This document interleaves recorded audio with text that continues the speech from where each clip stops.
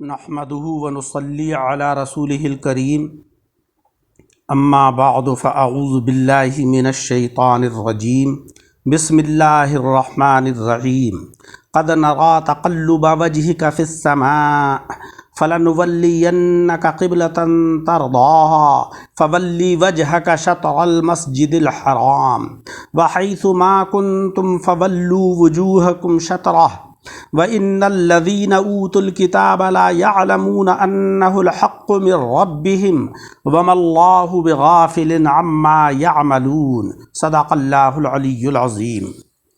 سامعین اکرام، آج کے درس میں سورہ بقرہ کی آیت نمبر 144 تلاوت کی ہے، جس کا ترجمہ ہے قد نرى تقلب وجهك في السماء، تحقیق ہم دیکھتے ہیں آپ کے چہرے کو بار بار پھیرنا آسمان کی طرف۔ تقلب کے معنی پھیرنا، وجہ کے معنی چہرہ اور سما کے معنی آسمان۔ فَلَنُوَلِّيَنَّكَ قِبْلَةً تَرْضَاهَا، پس ضرور ہم پھیر دیں گے آپ کو اس قبلے کی طرف جس میں آپ کی خوشی ہے۔ فَوَلِّ وَجْهَكَ شَطْرَ الْمَسْجِدِ الْحَرَامِ، پس اپنے چہرے کو مسجد حرام کی طرف کو پھیر لیجئے۔ وَحَيْثُ مَا كُنْتُمْ فَوَلُّوا وُجُوهَكُمْ شَطْرَهُ، اور جہاں کہیں بھی ہو تم پس اپنے چہروں کو مسجد حرام کی طرف کو پھیر لو۔ وَإِنَّ الَّذِينَ أُوتُوا الْكِتَابَ لَا يَعْلَمُونَ أَنَّهُ الْحَقُّ مِنْ رَبِّهِمْ، اور تحقیق وہ لوگ کہ جو کتاب دیے گئے البتہ وہ جانتے ہیں کہ یہی حق ہے ان کے رب کی طرف سے۔ وَمَا اللَّهُ بِغَافِلٍ عَمَّا يَعْمَلُونَ، اور اللہ تبارک و تعالی بے خبر نہیں ہے اس سے جو وہ کرتے ہیں۔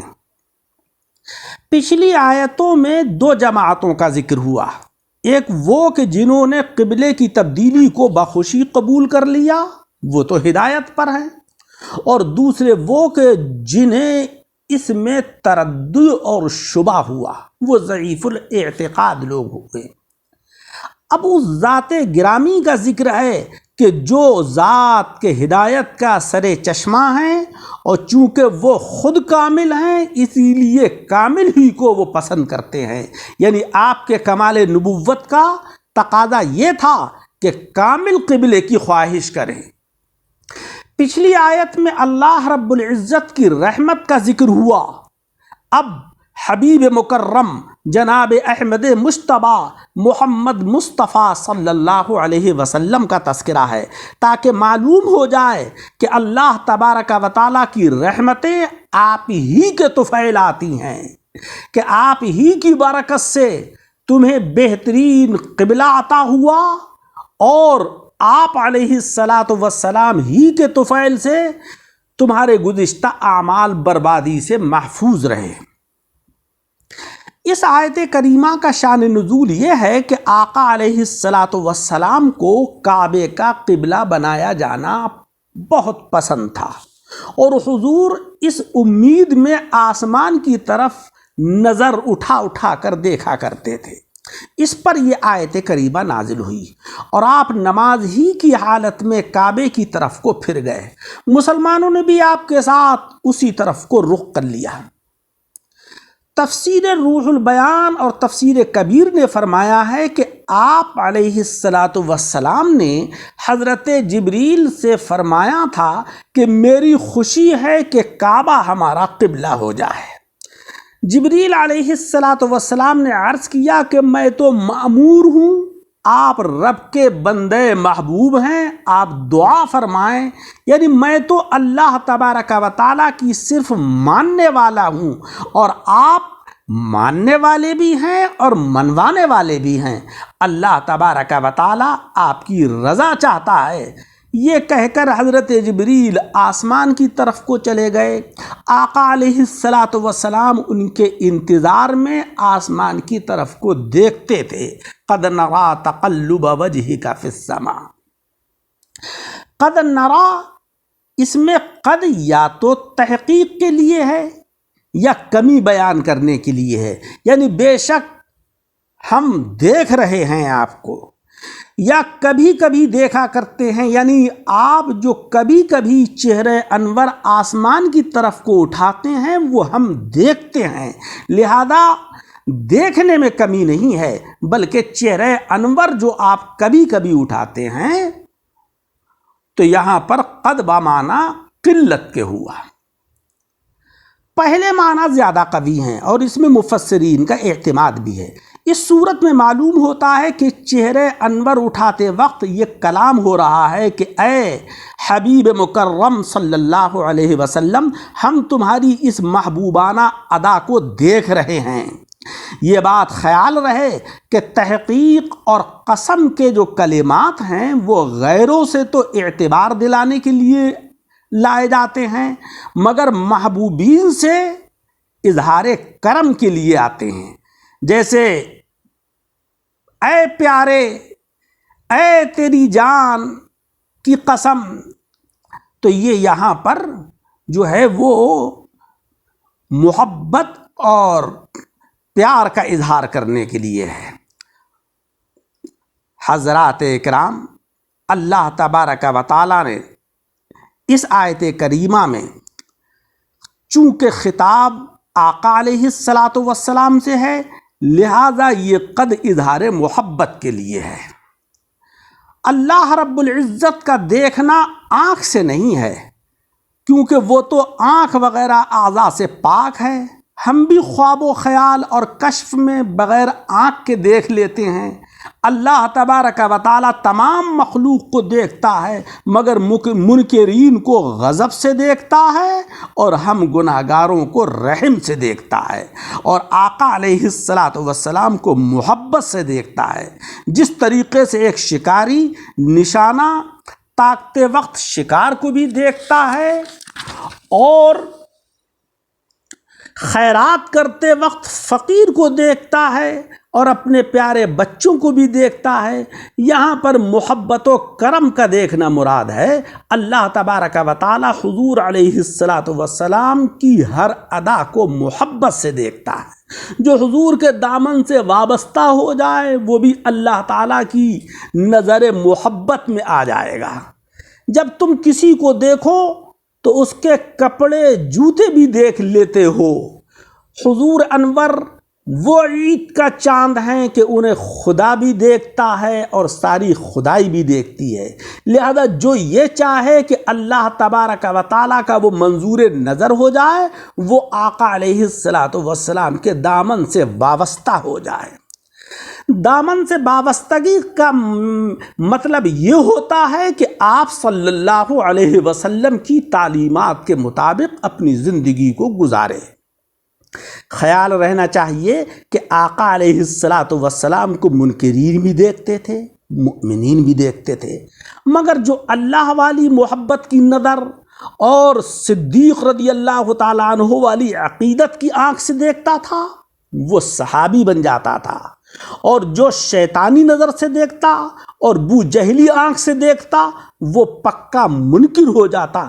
غرض کے چہرہ ایک ہے مگر نظریں علیحدہ علیحدہ ہیں۔ قد نرا تقلب وجہک فی السماء، یہاں پر تقلب باب تفاعل کا مصدر ہے جو تکرار کے لیے ہے، اور وجہ سے مراد چہرہ ہے۔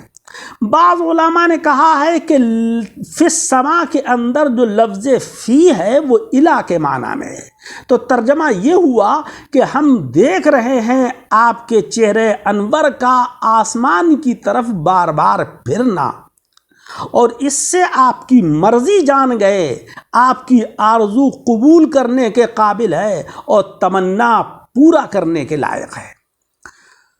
لہذا فَلَنُوَلِّيَنَّكَ، پس ہم پھیر دیتے ہیں آپ کو، یا اس کا مطلب یہ ہے کہ ہم ضرور پھیر دیں گے آپ کو۔ بعض علماء نے فرمایا ہے کہ یہ مضارع حال کے معنی میں ہے، اور بعض نے کہا ہے کہ استقبال کے معنی میں ہے، بعض نے کہا ہے کہ یہاں تولا معنی میں پھرنا ہے، اور بعض نے کہا ہے کہ والی بنانے کے معنی میں ہے۔ یعنی ہم آپ کو پھیرے دیتے ہیں یا عنقریب پھیر دیں گے، یا ہم آپ کو والی بنائے دیتے ہیں یا بنا دیں گے، یا ہم آپ کو قریب کر دیتے ہیں یا کر دیں گے۔ خیال رہے کہ تبدیلی قبلہ کو اس تمہید کے ساتھ بیان فرمانے میں اشارتاً بندوں کو تعلیم ہے کہ جب ہم نے اللہ رب العزت ہو کر، تمہارا رب ہو کر، ان محبوب کو راضی کرنے کے لیے وہ قبلہ تبدیل کر دیا جو حضرات انبیاء کرام کی تعمیر ہے، حضرات انبیاء کرام کا مسجود ہے، سجدہ گاہ نماز معراج رہ چکا تھا، تو تم بھی اپنے اس محبوب کو راضی کرنے کے لیے اپنے کسی قبلے کو بدل دو۔ کسی کا قبلہ آج مال بنا ہوا ہے، کسی کا قبلہ عزت و وقار بنا ہوا ہے، کسی کا قبلہ سلطنت اور حکومت بنا ہوا ہے، کسی کا قبلہ گناہ اور معاصی بنا ہوا ہے۔ ان قبلوں میں تبدیلی کر کے اللہ رب العزت کی رضا کو قبلہ بناؤ تاکہ تم سے حضور راضی ہوں۔ اگر تم نے حضور کو راضی کر لیا تو ہم تم کو ہمیشہ راضی کرتے رہیں گے۔ قبلتاً ترضاہا، اس قبلے کے جس سے کہ آپ راضی ہیں۔ یہ رضا خوشی اور محبت کے معنی میں ہے، ناراضی کا مقابل نہیں ہے۔ اس کا مطلب یہ نہیں ہے کہ آقا علیہ الصلاۃ والسلام معاذ اللہ بیت المقدس سے ناراض تھے۔ اللہ کے حکم سے ناراضی کیسی؟ آپ بیت المقدس سے بھی راضی تھے مگر کعبے سے زیادہ خوش تھے۔ فولی وجہ کا، پس اپنے چہرے کو پھیر لیجئے۔ یہ گزشتہ وعدے کا پورا کرنا ہے۔ ابھی کہا تھا کہ ہم پھیرے دیتے ہیں، اب فرمایا کہ فولی وجہ کا، آپ پھیر لیجئے اپنے چہرے کو کعبے کی طرف۔ وجہن کے معنی صرف چہرہ ہیں، مگر یہاں پورا جسم مراد ہے، کیونکہ قبلے کی طرف تمام جسم ہونا چاہیے نہ کہ صرف چہرہ۔ چونکہ چہرہ ایک بہتر عضو تھا اس لیے چہرے کا ذکر ہوا۔ ہو سکتا ہے وجہن سے مراد ذات ہو، جیسے کہ فسم وجہ اللہ، یعنی آپ اپنے کو پھیر لو۔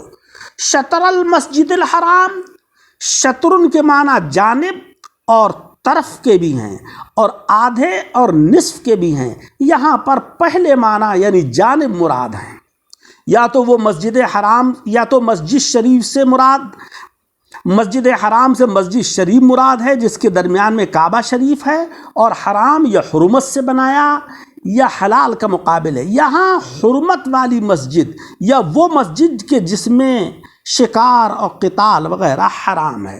تو خلاصہ کلام یہ ہوا کہ اپنا منہ مدینہ طیبہ سے مسجد حرام کی طرف کو پھیر لو، کیونکہ ادھر منہ کرنا گویا کعبے ہی کو منہ کرنا ہے۔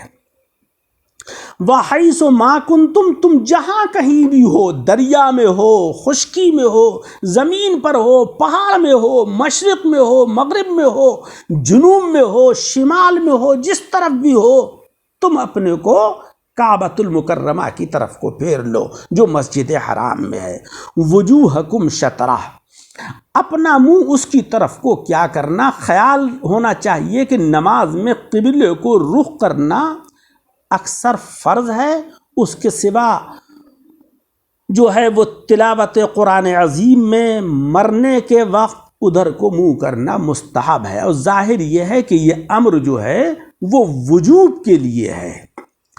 ان الذین اوتوا الکتاب، بے شک وہ لوگ کہ جو کتاب دیے گئے، سچ یہ ہے کہ جنہیں آسمانی کتاب ملی۔ یہاں کتاب سے علم کتاب مراد ہے کہ عوام اہل کتاب اس واقعے سے تو بے خبر تھے اور ان کتابوں میں ان کی نظر ہی نہیں تھی، یعنی یہود اور عیسائیوں کے علماء۔ لا یعلمون انہ الحق من ربہم، وہ جانتے ہیں کہ حق یہی ہے ان کے رب کی جانب سے۔ وَمَا اللَّهُ بِغَافِلٍ عَمَّا يَعْمَلُونَ، اور اللہ تبارک و تعالیٰ ان کی ان حرکتوں سے بے خبر نہیں ہے جو مخالفت کر رہے ہیں، چون و چرا کر رہے ہیں۔ اللہ رب العزت ان کو سزا دے گا۔ حضرات اکرام، مولا تبارک و تعالیٰ سے دعا ہے کہ ہمیں قرآن عظیم کو پڑھنے، اس کو سمجھنے اور اس کے اوپر عمل کرنے کی توفیق عطا فرمائے۔ آمین وآخر دعوانا ان الحمدللہ رب العالمین.